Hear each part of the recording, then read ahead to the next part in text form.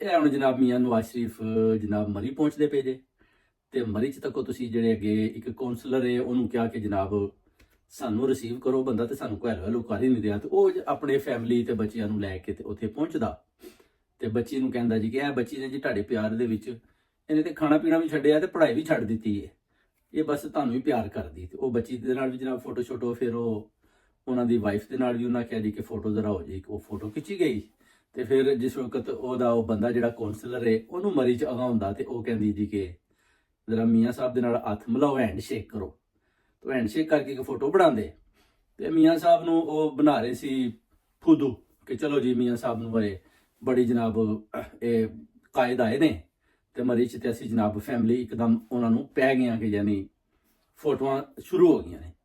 ਤੇ ਮੀਆਂ ਸਾਹਿਬ ਉਹਨੂੰ ਪੁੱਛਦੇ ਨੇ ਕਿ ਤੁਸੀਂ ਰਹਿੰਦੇ ਕਿੱਥੇ ਹੋ, ਤੇ ਉਹ ਜਿਹੜਾ ਹੈ ਨਾ ਉਹ ਡਰ ਜਾਂਦਾ ਕਿ ਇਹ ਮੇਰਾ ਕਿਉਂ ਪੁੱਛ ਰਹੇ। ਤੇ ਉਹ ਕਹਿੰਦਾ ਜੀ ਮੈਂ ਇੱਥੇ ਹੀ ਰਹਿੰਦਾ ਜੇ।